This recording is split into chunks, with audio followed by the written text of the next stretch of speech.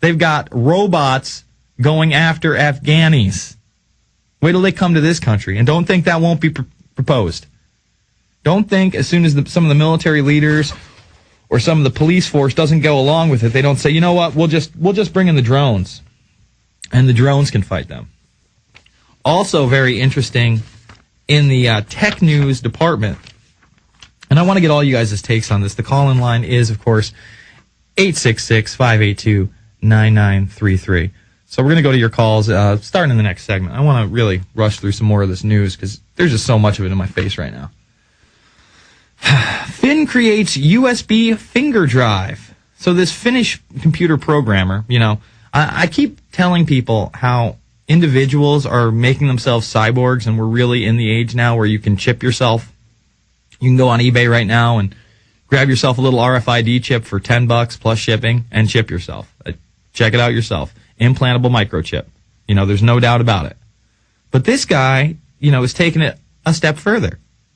Instead of chipping himself with an RFID, he lost his finger in one of his fingers in a motorcycle accident. So what he did is he built a prosthesis around his finger, which is also a USB drive. So, most of us are content to carry our little USB drives around on our keychain. No, this guy's got it on his finger. Jerry Jalava uses the 2 gigabyte memory stick, and don't worry, that'll be upgraded shortly, by peeling back the nail to store photos, movies, and programs.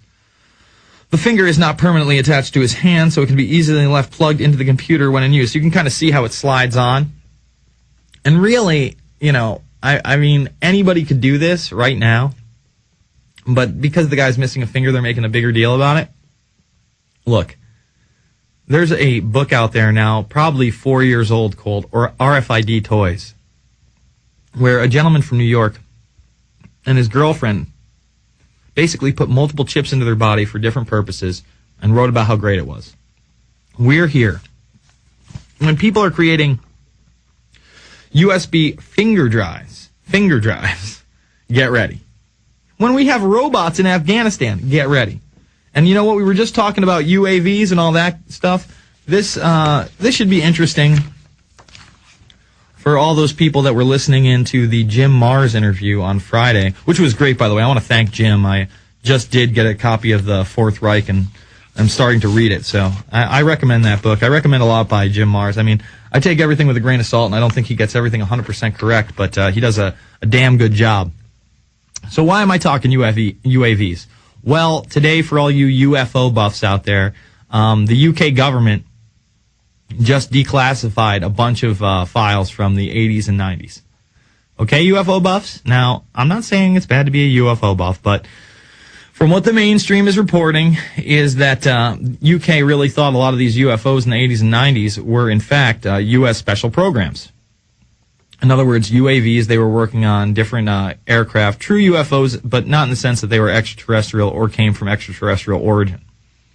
Now, you may disagree with that, or you may think they're still covering stuff up. Well, I tried to get over on the site to see how much had been declassified, and I just couldn't even log on. Couldn't log on at all. I got in there, and it looks like it's getting hit pretty big. But let me read you that's the Fox News report right there. Let me read you the Times Online. Intelligence officers scoured hundreds of UFO sightings reports in the 80s and 90s looking for top-secret American stealth plane projects, newly released files have shown. At the end of the Cold War, the Ministry of Defense was worried that America was developing mysterious planes but not telling its closest ally.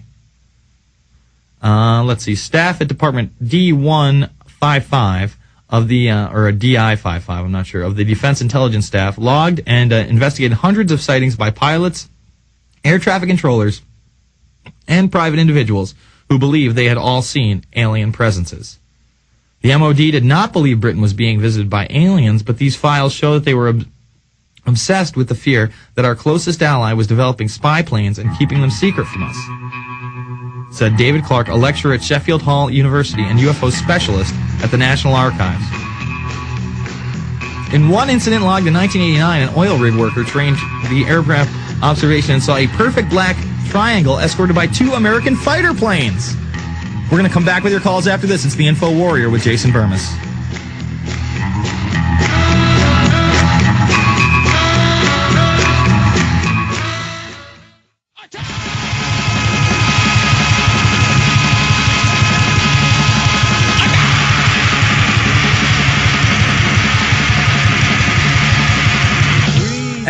are back. I'm going to finish up this this article, and we're going to go to your callers. We're going to go into Dan, Mark, Dennis, and more. It's 866-582-9933.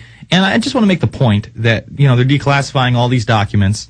Bluebeam is out there, you know, where they talk about staging an alien invasion or putting in, you know, religious holograms in the sky to fool the masses into world government or, you know, to lead us in that direction.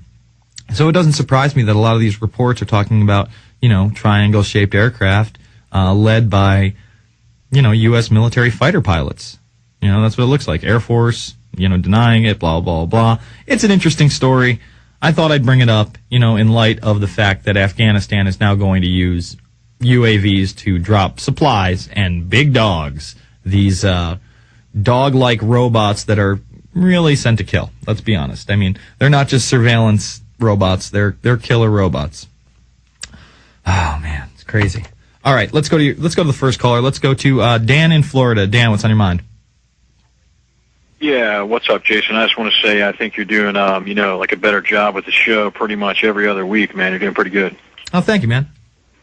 Not a problem. Just a quick thing real quick. Last, I think it was Friday. When did you have Jim on? I think it was Friday. Yeah, Friday we had Jim on. Okay, yeah, well, I asked a question about, you know, basically what's going to happen after they, you know, if they were to install their New World Order and stuff like that, what would happen after that? Mm-hmm. And I don't really think I got too much of a direct answer because, I mean, Jim, he just kind of seemed to backtrack and say, well, hey, you know, I mean, they don't really want a one-world government in the first place, you know, when I think, so I guess he's in disagreement with Alex Jones. Yeah, well, I guess he takes the position that they're going to play off three major regions off against each other for their New World Order. It will be achieved by then. I don't know if that's necessarily correct. I think that's a stage in it. He fell back to 1984 and what Orwell said. And, right. Yeah, the three separate nations. If you want my answer on what I think is the whole goal, and, you know, I don't know if I have that article in front of me, but, you know, we have the British Prime Minister talking about, not the British Prime Minister, I'm sorry, Gordon Brown's underling saying that he needs to cut, if they want a sustainable future in the UK, the population to 30 million people. Well, the population right now is 60 million plus. That's in 2007. Right. So he's off the charts talking about half of the population reduction.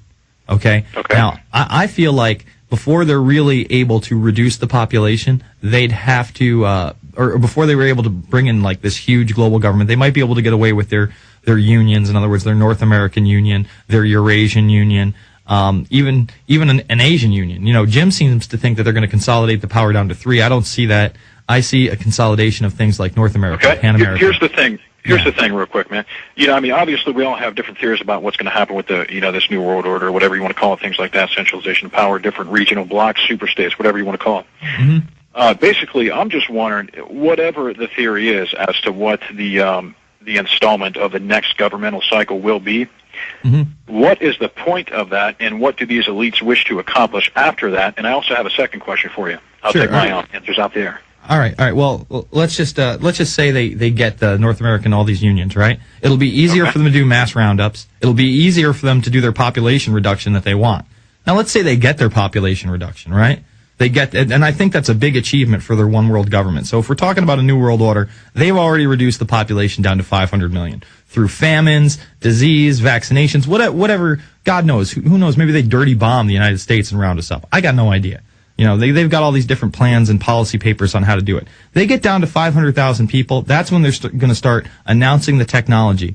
But the gap will be so big between, you know, the you and me class, the middle class, the sub-middle class, and whatever they are, that it doesn't even get to us. We literally become a serf class where we work with their robots, and they do it. They live forever. They plan on, you know, going around the universe, God knows why, you know, and really just unlocking the secrets of the world, I guess. I mean, they plan on having us all interconnected through a hive mind, the servant class.